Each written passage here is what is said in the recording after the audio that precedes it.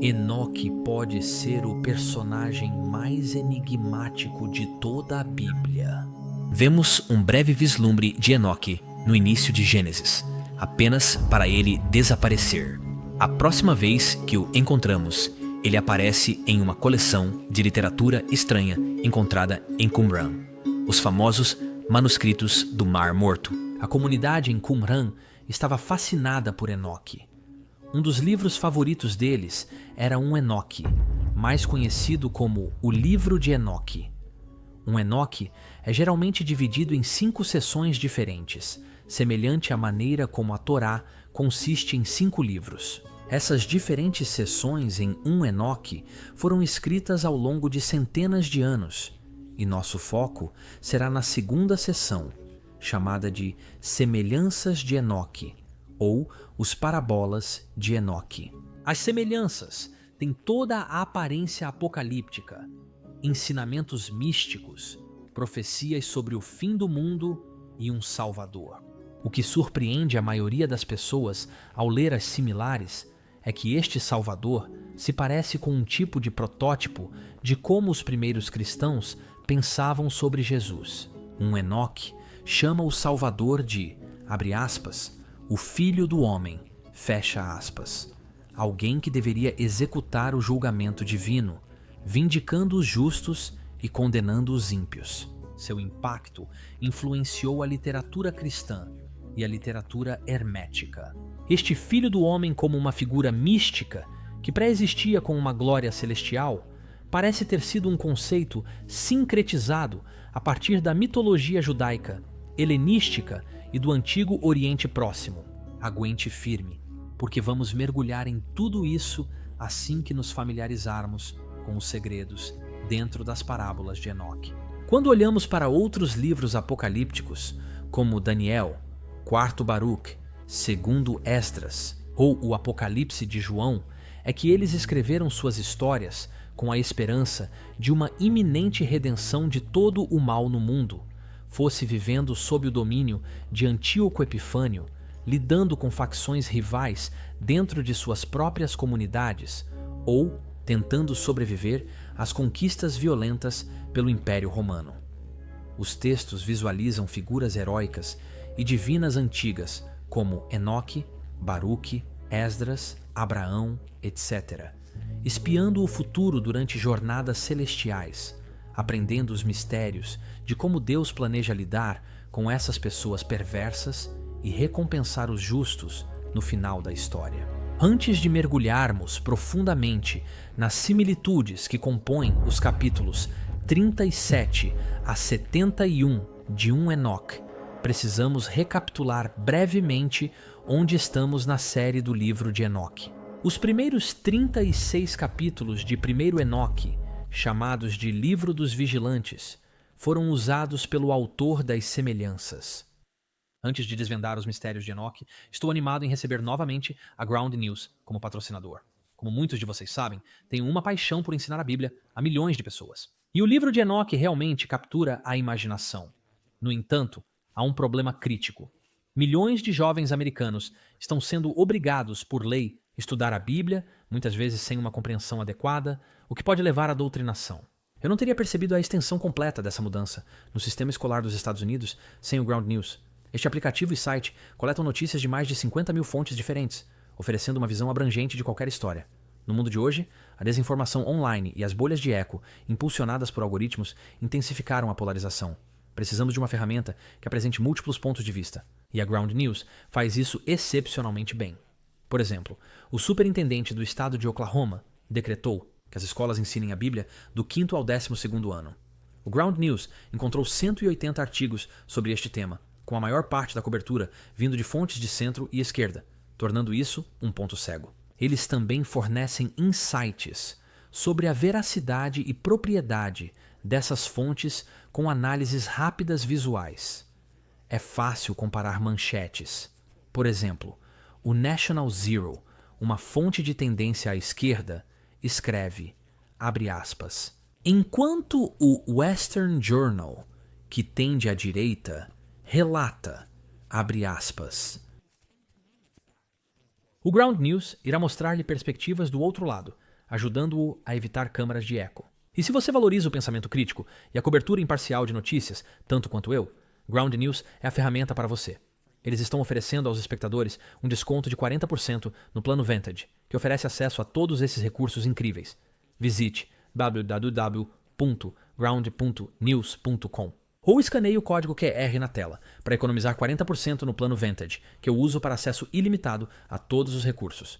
O link também está na descrição. Ao se inscrever, você não apenas está ajudando a si mesmo, mas também apoiando este canal. Obrigado, Ground News, por patrocinar o vídeo de hoje. Agora, vamos voltar ao documentário sobre Enoque.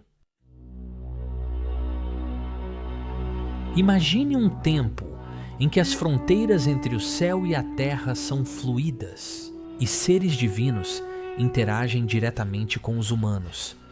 Este é o cenário para o Livro dos Vigilantes, um conto fascinante, cheio de seres celestiais, conhecimento proibido e retribuição divina. Enoque, o bisavô de Noé, é o personagem central desta história. Ele é um homem justo escolhido por Deus para receber revelações divinas e servir como mediador entre o céu e a terra. O papel de Enoque é documentar uma rebelião no céu e suas consequências subsequentes. A história começa com um grupo de anjos chamados de vigilantes, que têm a tarefa de observar atividades na terra.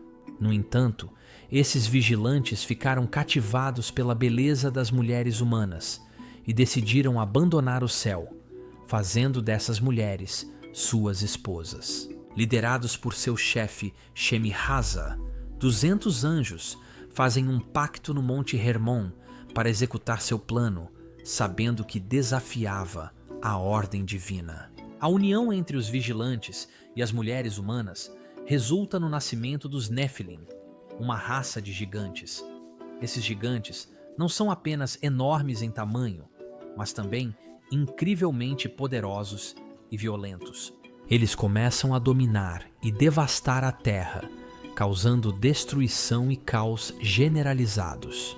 A influência dos vigilantes leva a uma proliferação de maldade e corrupção entre os humanos. Os vigilantes, sob a liderança de Azael, também trazem conhecimento proibido para a humanidade. Eles ensinam à humanidade várias artes e ciências que deveriam ser mantidas secretas, incluindo a fabricação de armas, a arte de criar armas e armaduras, levando a um aumento da violência e das guerras. Cosméticos e feitiçaria. O uso de maquiagem e amuletos, introduzindo vaidade e engano. Astrologia e adivinhação. Conhecimento das estrelas e práticas ocultas, promovendo falsas crenças e superstições. Deus, ao ver a corrupção desenfreada e o sofrimento causado pelos vigilantes e seus descendentes, decide intervir. Ele envia os arcanjos Miguel, Gabriel, Rafael e Uriel para agir contra os vigilantes e os Nefilim. Miguel lidera o ataque contra os vigilantes rebeldes, prendendo-os por suas transgressões. Gabriel tem a tarefa de destruir os Nefilim, incitando-os a se voltarem uns contra os outros em um conflito brutal. Rafael recebe a ordem de prender Azael, um dos principais vigilantes, e lançá-lo em um abismo deserto, cobrindo-o com pedras afiadas. Uriel alerta Noé sobre o iminente dilúvio, aconselhando-o a preparar uma arca para salvar a si mesmo e sua família. Enoque é levado em uma jornada celestial, onde testemunha o julgamento dos vigilantes. Ele vê as correntes e as fossas escuras, onde os anjos caídos estão aprisionados, aguardando o seu julgamento final no fim da história. Enoque também recebe visões proféticas sobre o dilúvio vindouro que purificará a terra da corrupção dos Nefilins. O livro dos vigilantes termina com uma promessa de restauração. Após o dilúvio, a terra será renovada e a retidão prevalecerá.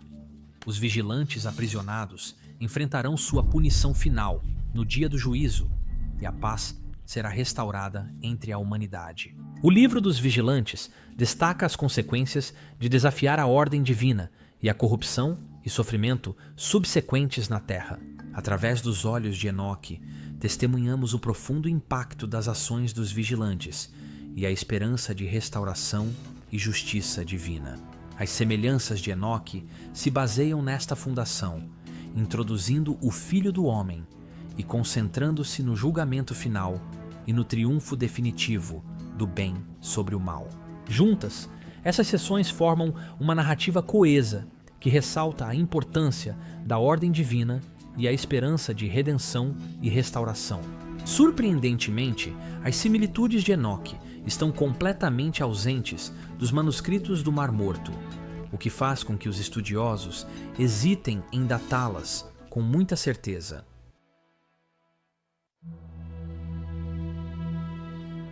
Assim como ocorreu no Livro dos Vigilantes, as similitudes contam como Enoque foi levado em uma jornada celestial. Esses capítulos focam em uma série de 3 revelações, que o livro chama de parábolas. Essas parábolas não são lições curtas e ilustrativas como as que encontramos Jesus usando nos evangelhos do Novo Testamento, como a parábola do homem forte ou a parábola do banquete de casamento. Em vez disso, essas 3 parábolas são representações bastante diretas do julgamento apocalíptico, sendo realizado a partir da sala do trono celestial. Através de suas visões, Enoque vê um mundo onde os justos e os ímpios vivem lado a lado, mas essa coexistência é temporária. A primeira parábola, encontrada nos capítulos 38 a 44, revela que um dia de julgamento está chegando.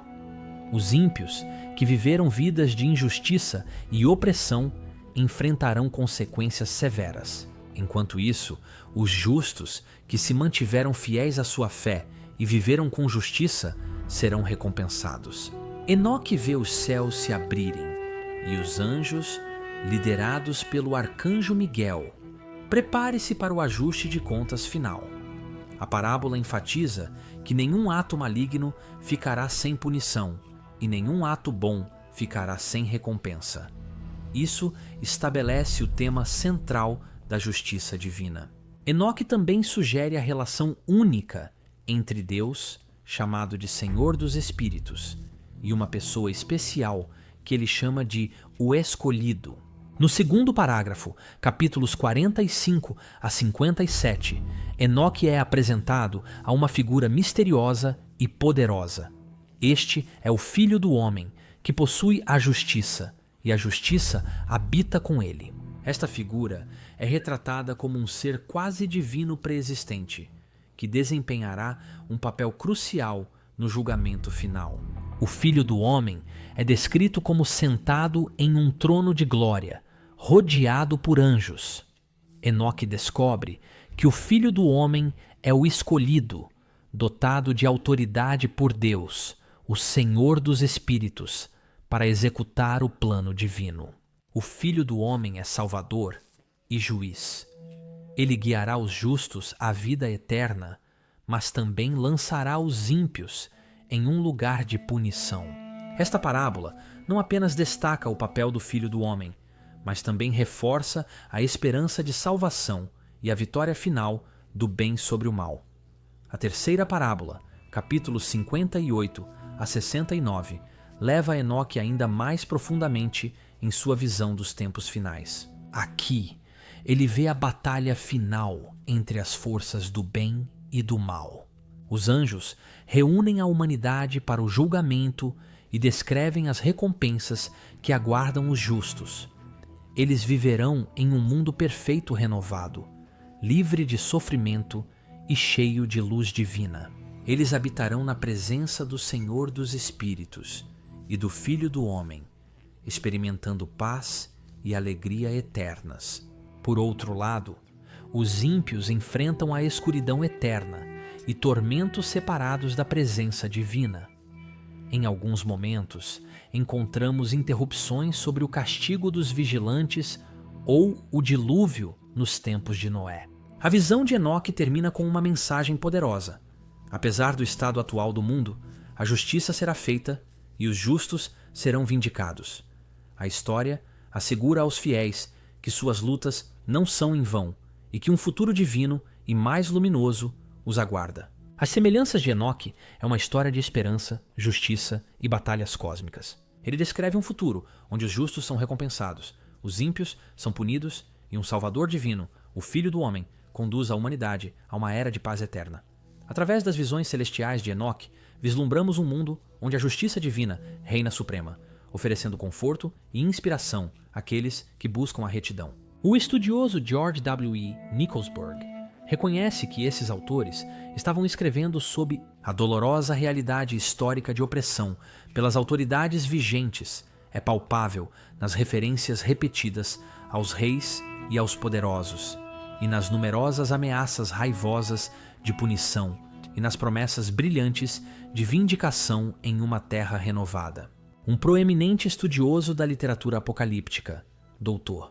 John J. Collins, sugere que as visões apocalípticas muitas vezes surgem em resposta a crises sociopolíticas. As visões em Enoca podem ser vistas como uma forma de abordar as ansiedades existenciais da comunidade judaica durante períodos de dominação estrangeira e conflito interno. Outro estudioso que examinou extensivamente Enoque, o Dr.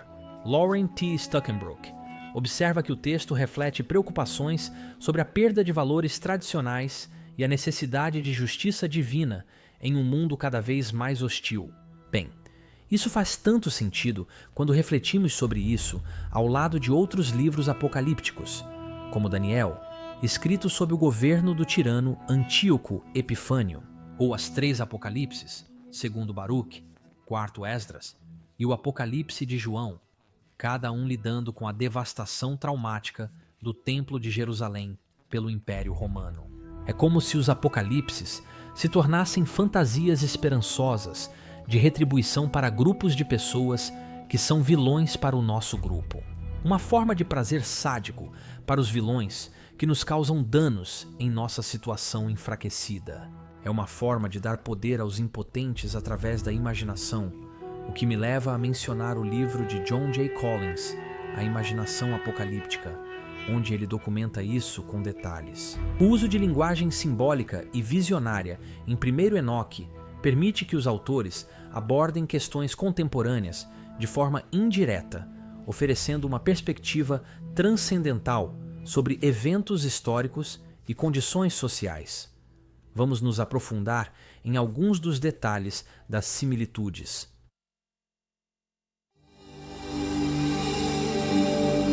Quase todas as apocalipses judaicas antigas são sinônimas.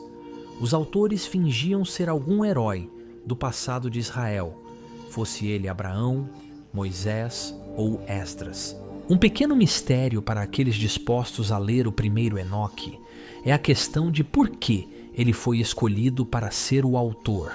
No contexto do livro dos Vigilantes, Enoque se encaixa cronologicamente no cenário. Ele aparece no final de Gênesis, capítulo 5, e a história dos vigilantes expandiu o primeiro parágrafo de Gênesis, capítulo 6. Mas, por que Enoque especificamente, e não algum outro patriarca de Gênesis, capítulo 5? Parte do que tornava Enoque tão atraente como pseudônimo para o autor era a situação específica de Enoque, em Gênesis, capítulo 5. Quando Enoque tinha 65 anos, tornou-se pai de Matusalém. Enoque andou com Deus após o nascimento de Matusalém por 300 anos e teve outros filhos e filhas. Assim, todos os dias de Enoque foram 365 anos. Enoque andou com Deus. Depois, não existia mais, porque Deus o levou. Enoque literalmente desaparece da história que Gênesis conta. O mistério de seu desaparecimento pedia uma explicação. Enoque afirma explicar o que realmente aconteceu com ele. Enoque era uma pessoa tão justa e boa, ele andou com Deus, de modo que Deus decidiu tirá-lo da terra para cumprir um papel único como escriba no céu, documentando os eventos dos vigilantes bem como os segredos sobre o céu, a terra e a vida após a morte. As funções de escriba de Enoque no céu são ampliadas em outras partes de um Enoque, assim como em livros baseados nele, como o Livro dos Jubileus ou o Testamento de Abraão. De acordo com esses autores, Enoque registra todas as boas e más ações que as pessoas fazem na terra em preparação para seu julgamento no final da história. Mas esse conceito sobre Enoque provavelmente não foi inventado pelo autor do Livro dos Vigilantes. Os capítulos 5 e 11 de Gênesis contêm duas metades de uma genealogia de 20 gerações, com o dilúvio de Noé acontecendo bem no meio. Antes do dilúvio, cada geração viveu por centenas de anos, mas, depois do dilúvio, suas expectativas de vida diminuíram rapidamente para meras décadas. Enoque se destaca não apenas por seu desaparecimento misterioso, mas porque ele desapareceu com 365 anos, o mesmo número de dias em um ano solar.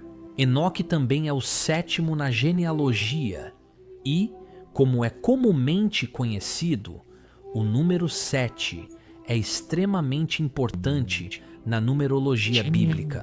Gênesis 5 e 11 têm vários paralelos na lista de reis sumérios e provavelmente foram vagamente baseados nela. Este documento antigo apresenta uma longa lista de governantes, tanto míticos quanto históricos. Os primeiros reis viveram por dezenas de milhares de anos, mas quando a humanidade sobrevive por pouco a um dilúvio mundial, a longevidade dos reis diminui rapidamente, passando para milhares de anos, depois centenas e finalmente meras décadas. O sétimo rei da lista, que governou antes do dilúvio, é chamado de Enmenderana. A lista afirma que Enmenderana governou a partir da cidade de Sipar, que era um centro de adoração para a divindade solar conhecida como Utu pelos mesopotâmios e Shamash pelos cananeus. E algumas tradições mitológicas sobre Enmandarana dizem que ele foi levado ao céu por Shamash para aprender segredos divinos. É possível que esse mito sobre Enoque tenha se desenvolvido em algum momento entre os séculos VI e IV antes de Cristo. O mito teria modificado alegações ainda mais antigas, talvez não escritas, sobre Enoque que derivaram de Enmenderana, eventualmente tomando forma no Livro dos Vigilantes, por volta de 300 anos antes de Cristo. Essa forma inicial de um Enoque se tornou a base para mais especulações sobre o papel de Enoque no céu. O que aconteceu com ele depois que viu os vigilantes aprisionados? Gênesis não diz que ele voltou ao mundo mortal, então ele deve ter permanecido no céu. O que ele fez lá em cima? Bem, ele deve ter continuado seu trabalho como escriba do céu, de alguma outra forma. Como as similitudes se baseiam tanto no Livro dos Vigilantes, isso significa que quaisquer outras influências sobre os vigilantes também devem ser consideradas. Embora sua história amplie principalmente a lenda sobre deuses se casando com mulheres humanas em Gênesis 6. Aquele episódio é muito curto para explicar o livro inteiro. Em vez disso, as verdadeiras fontes de inspiração para o Livro dos Vigilantes vieram, ironicamente, da própria cultura que um Enoque foi originalmente destinado a condenar. O Livro dos Vigilantes foi escrito quando a cultura grega estava invadindo violentamente o antigo Oriente Próximo. O autor se propôs a criticar esses invasores gregos usando mitos desenvolvidos a partir de Gênesis, mas acabou preenchendo os detalhes de sua fábula ao emprestar de mitos gregos. Os próprios vigilantes, trazendo conhecimento e práticas proibidas à humanidade, foram fortemente baseados na história de Prometeu. Assim como o deus grego foi acorrentado a uma rocha para ser eternamente torturado por seu pecado, os vigilantes estão presos em um vale cheio de pedras pontiagudas. A jornada subsequente de Enoque, através do cosmos, testemunhando os lugares onde as almas humanas acabam no pós-vida, provavelmente também é baseada em mitos gregos de heróis viajando para os confins da Terra. incluindo o submundo, embora exemplos também possam ser encontrados na cultura mesopotâmica. Esses mitos não são o foco principal das similitudes, mas estão em segundo plano e informam alguns dos temas mais amplos que percorrem as 3 parábolas de Enoque. O livro de Daniel foi escrito algum tempo após o livro dos vigilantes, mas antes das similitudes. Daniel foi um dos últimos livros da Bíblia hebraica, redigido em resposta a uma crise, que chamamos de Revolta dos Macabeus. O capítulo 7 do livro de Daniel mostra ao leitor uma visão de 4 monstros causando devastação no mundo. Deus, retratado como uma figura chamada de Ancião dos Dias, reúne o tribunal celestial e preside sobre ele como juiz. Ele pronuncia seu veredito, punindo os monstros por suas atrocidades, e ele recompensa outro personagem, que é descrito como semelhante a um filho do homem. Essa expressão, filho do homem, é apenas uma expressão bíblica que significa humano. É usada frequentemente no livro de Ezequiel para identificar o profeta Ezequiel como um ser mortal. Quando Daniel diz que viu alguém semelhante a um filho do homem em sua visão, ele simplesmente quer dizer que viu um personagem semelhante a um humano, em oposição aos 4 personagens semelhantes a monstros. Daniel está exasperado com sua visão, o que leva um anjo a explicar o significado do simbolismo. Os 4 monstros representam 4 reinos poderosos no mundo, e as vítimas desses reinos são os israelitas. No futuro próximo, Deus julgará os reinos que conquistam o mundo e dará aos israelitas o direito de governar em seu lugar. Isso significa, de acordo com a explicação do anjo, que o personagem humano é um símbolo para os israelitas vitimados. O autor das semelhanças se inspirou em sessões anteriores de 1º Enoque, e sua próxima principal fonte de inspiração foi Daniel, capítulo 7. Mas ele não apenas copia a visão de Daniel, capítulo 7, ele a reimagina. Ele remove o simbolismo elaborado dos monstros, substituindo-os por referências gerais a governantes e reis corruptos, mas mantém o cenário de Deus, reunindo o tribunal celestial para passar o julgamento. E a diferença mais importante entre as similitudes e Daniel 7 é como o autor reimagina o personagem Filho do Homem. Primeiro, em vez de personificar a comunidade israelita, o Filho do Homem agora é uma pessoa individual, literal. E em segundo lugar, em vez de o Filho do Homem ser uma vítima, recompensado apenas após seus inimigos terem sido punidos, o Filho do Homem agora é o juiz, aquele que pune e recompensa. Ele irá afrouxar as rédeas dos fortes, ele esmagará os dentes dos pecadores, ele derrubará os reis de seus tronos e de seus reinos. Neste personagem Filho do Homem, o autor mescla uma variedade de ideias que ele retirou da Bíblia hebraica e das tradições contemporâneas. O autor o chama de o justo, o escolhido e até mesmo o Messias. Como o rei de Israel no Salmo 2, o Filho do Homem esmagará os reis das nações. O autor toma emprestado das profecias de Isaías sobre um descendente de Davi, assim como do servo sofredor de Isaías. O autor também diz aos seus leitores que, quando o Filho do Homem for revelado ao mundo, eles aprenderão que ele havia sido ocultado no céu por Deus há eras. Na Epílogo das Semelhanças, capítulos 70 a 71, Enoque conta ao leitor como foi levado permanentemente do reino humano para viver com Deus e os anjos, recebendo conhecimento sobre os mistérios do mundo. Quando Enoque se aproxima do trono de Deus no céu, seu corpo mortal se desfaz, transformando-se para permanecer na presença de Deus.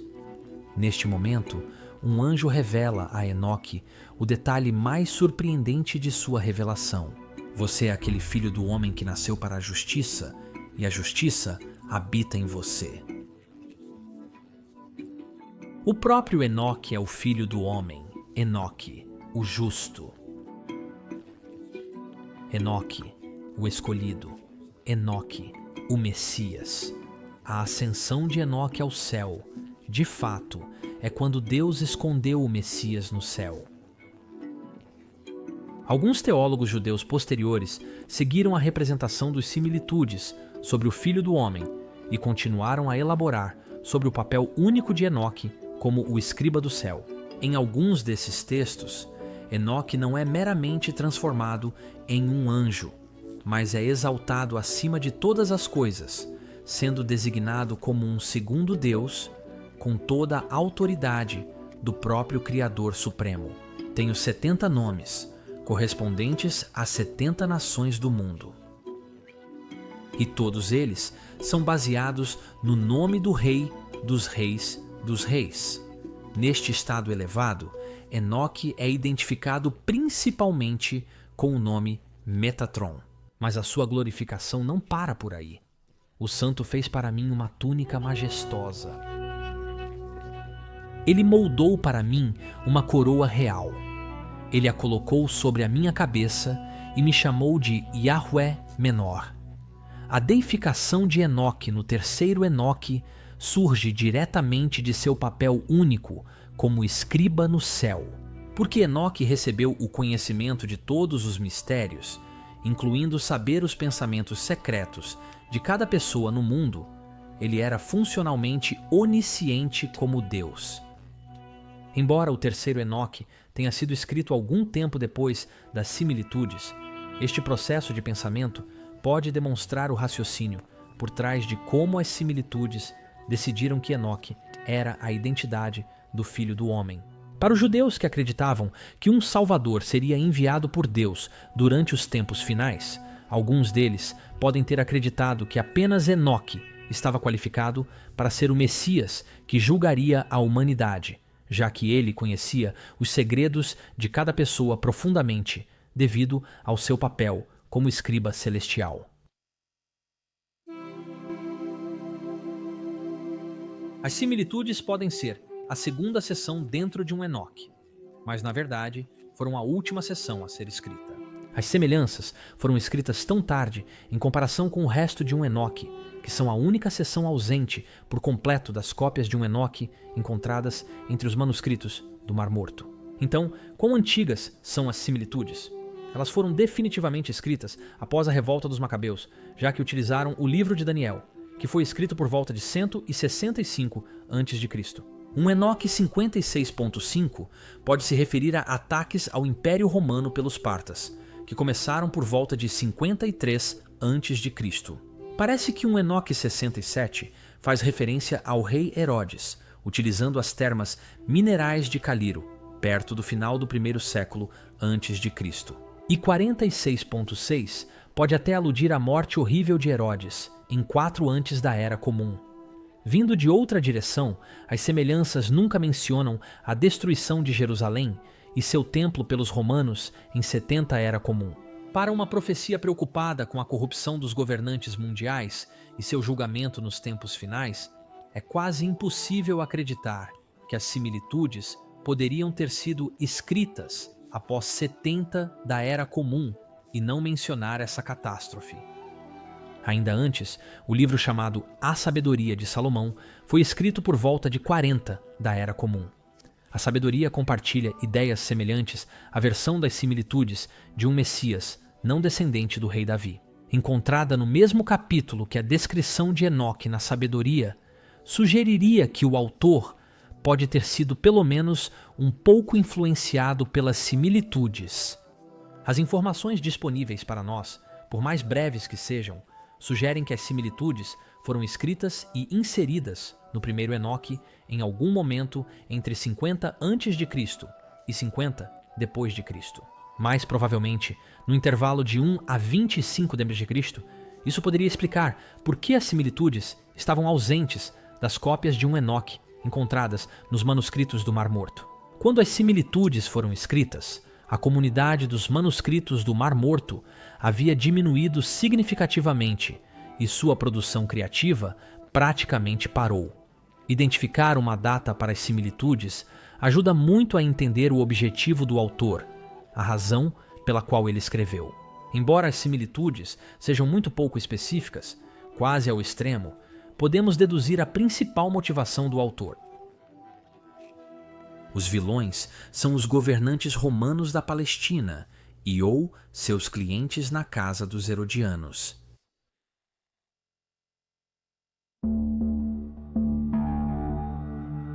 Exceto para os teólogos e apologistas cristãos mais obstinados, é universalmente aceito que a Epístola de Judas, no Novo Testamento, cita o Livro dos Vigilantes. Era também sobre estes que Enoque, o sétimo desde Adão, profetizou, dizendo: Vejam, o Senhor vem entre suas miríades santas para executar julgamento sobre todos e condenar todas as almas por todas as suas obras perversas que fizeram de forma ímpia, e por todas as coisas duras que pecadores malignos falaram contra ele. O texto grego de Judas, versículos 14 a 15, é tão próximo de um Enoque 1.9 que o autor da epístola deve ter tido uma tradução grega de um Enoque bem à sua frente. Na verdade, Judas está tão repleto de referências e alusões a um Enoque, como o resumo da história dos vigilantes em Judas 6, ou a linguagem poética das árvores secas em Judas 12, que poderíamos quase chamar a epístola de um sermão cristão sobre um Enoque.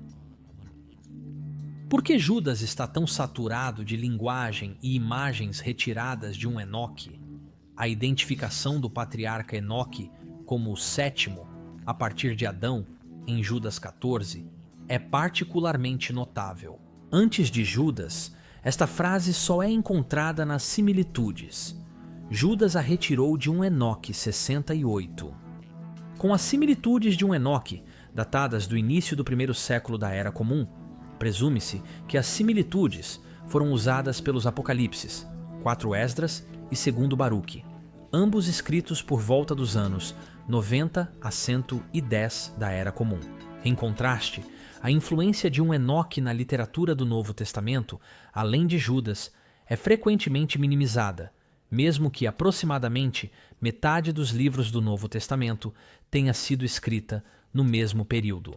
A revelação de João pode ter utilizado o livro de Enoque, embora em uma extensão muito menor em comparação com Judas.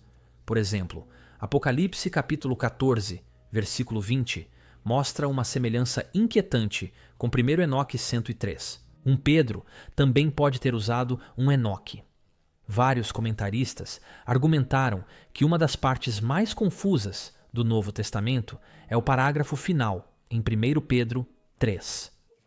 Pois Cristo também sofreu pelos pecados uma vez por todas, o justo pelos injustos, para conduzi-los a Deus.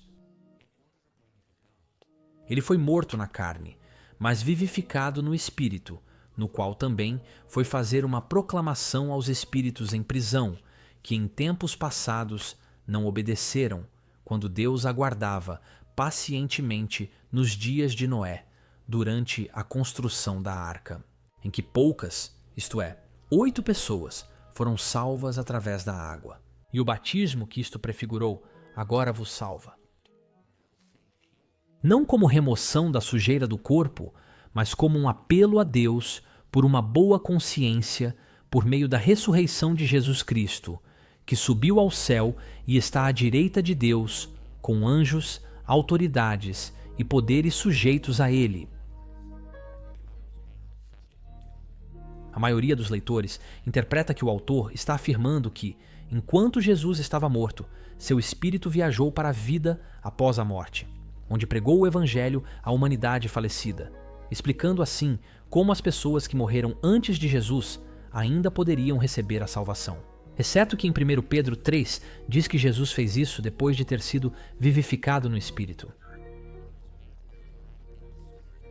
E por que isso diz que Jesus pregou especificamente para as pessoas que pecaram nos dias de Noé? Por que elas, e não, por exemplo, as pessoas que pecaram durante a escravidão de Israel no Egito, antes do Êxodo. Então, o autor muda para falar sobre o batismo e Jesus governando sobre os anjos? Seu raciocínio está pulando de um lado para o outro e não parece ter um ponto real, a menos que talvez a versão de 1 Pedro em nossas Bíblias não seja o que o autor realmente escreveu. Quando o cristianismo estava se desenvolvendo, o grego frequentemente era escrito sem espaços para separar palavras, nem distinção entre letras maiúsculas ou minúsculas. Primeira Epístola de Pedro, capítulo 3, versículos 18 a 22, teria se parecido com algo assim. Livros antigos eram copiados inteiramente à mão. Imagine um escriba, sentado à sua mesa por horas a fio. À sua esquerda, uma página com esse fluxo contínuo de texto ininterrupto, que ele está reproduzindo diligentemente em uma página em branco à sua direita. Seria fácil para ele ler erroneamente o que estava copiando, mesmo que estivesse sendo cuidadoso. E se um escriba cometeu um erro ao produzir um dos primeiros manuscritos de 1 Pedro? Outros escribas fariam cópias de seu manuscrito, reproduzindo quaisquer erros, se não estivessem cientes deles. Cada cópia da epístola, depois deles, conteria o erro, e ninguém saberia.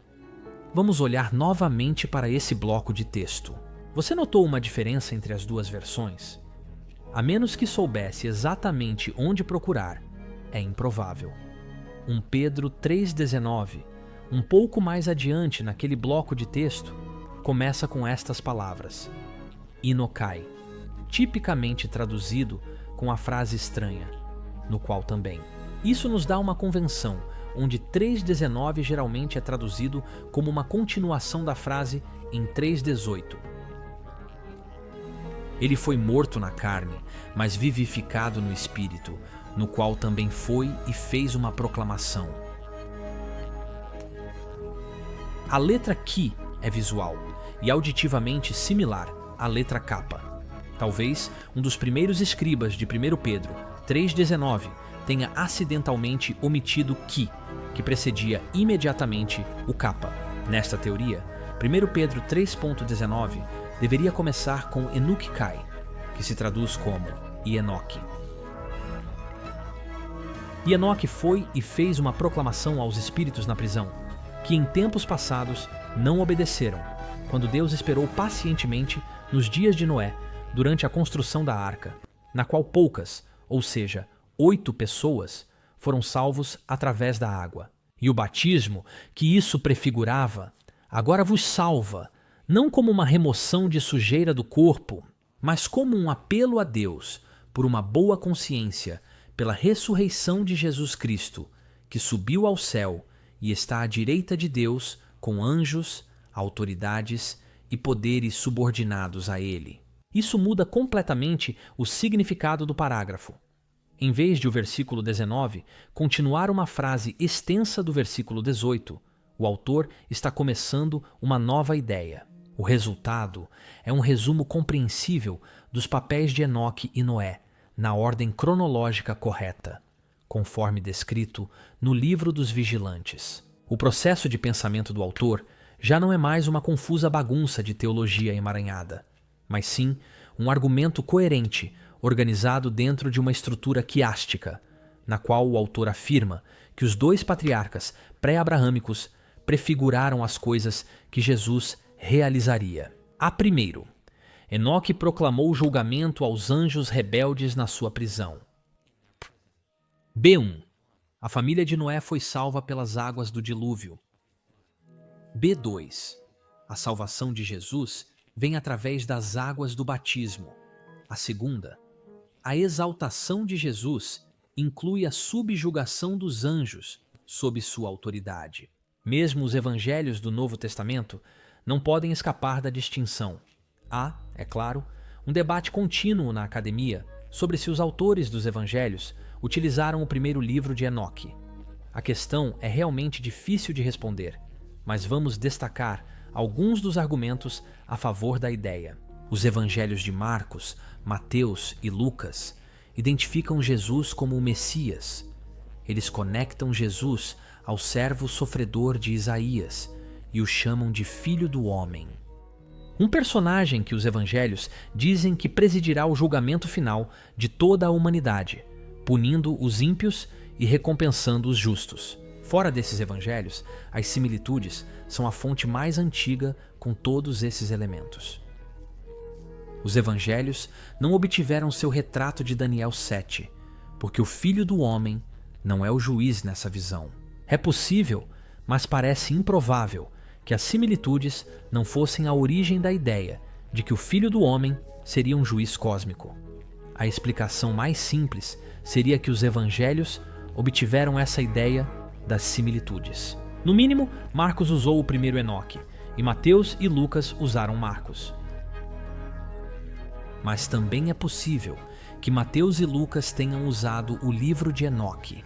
Alguns estudiosos observaram que a genealogia de Jesus no Evangelho de Lucas coloca artificialmente exatamente 70 gerações entre Enoque e Jesus, possivelmente influenciada por um Enoque 10 a 12, afirmando que haveria 70 gerações entre o tempo de Enoque e a chegada do fim do mundo. O uso direto de um Enoque por Mateus tem um apoio ainda mais forte. De acordo com os evangelhos de Mateus, Lucas e Tomé, Jesus contou uma história sobre um homem que convidou muitas pessoas para um grande jantar, mas todos os convidados recusaram participar. Em resposta a essa decepção, o homem decidiu, em vez disso, convidar pessoas aleatórias encontradas na rua. Desses 3 evangelhos, somente Mateus adiciona uma cena extra. Quando o anfitrião cumprimenta seu convidado, ele fica indignado ao encontrar alguém que não está vestido de forma apropriada para a festa. Então, o rei disse aos servos: amarrem-no pelos pés e mãos, joguem-no para fora, na escuridão. A semelhança com um Enoque, capítulo 10, versículo 4, é difícil de ignorar, onde é dito a Rafael: amarre os pés e as mãos de Azael e jogue-o na escuridão. O conhecimento de Mateus sobre um Enoque também é percebido quando os leitores encontram Jesus descrevendo o julgamento final. Jesus disse a eles: em verdade vos digo, na renovação de todas as coisas, quando o Filho do Homem se sentar no trono de sua glória, vocês que me seguiram também se sentarão em 12 tronos, julgando as 12 tribos de Israel. O Filho do Homem sentado no trono de sua glória é uma ideia única das similitudes. Naquele dia, o meu escolhido sentará no trono de glória. Reis poderosos que habitam na terra terão que testemunhar meu escolhido, como ele se sentará no trono de glória. E o Senhor dos Espíritos colocou o escolhido sobre o trono de glória. E o Senhor dos Espíritos o colocou no trono de sua glória. E eles verão e reconhecerão que ele está sentado no trono de sua glória. E ele se sentou no trono da sua glória, e todo o julgamento foi dado ao Filho do Homem. O Filho do Homem apareceu e se sentou no trono de sua glória. Isso culmina no discurso final de Jesus em Mateus, uma profecia sobre o julgamento final, em uma passagem comumente intitulada A Parábola das Ovelhas e dos Bodes. A profecia começa: quando o Filho do Homem vier em sua glória, e todos os anjos com ele, então ele se sentará no trono de sua glória. Todas as nações serão reunidas diante dele. Ele separará as pessoas umas das outras, como um pastor separa as ovelhas dos bodes, e ele colocará as ovelhas à sua direita e os bodes à esquerda. Isso poderia muito bem ter vindo direto das semelhanças de Enoque. E um grupo deles olhará para o outro, e eles ficarão aterrorizados, e abaixarão seus rostos, e a dor os tomará quando virem que o Filho do Homem está sentado no trono de sua glória. Embora muitos cristãos hoje em dia se sintam desconfortáveis com a ideia de que os primeiros cristãos usaram o livro de Enoque para desenvolver sua compreensão teológica de Jesus, o livro de Enoque, completo com as similitudes, faz parte oficialmente do cânone bíblico no cristianismo ortodoxo etíope.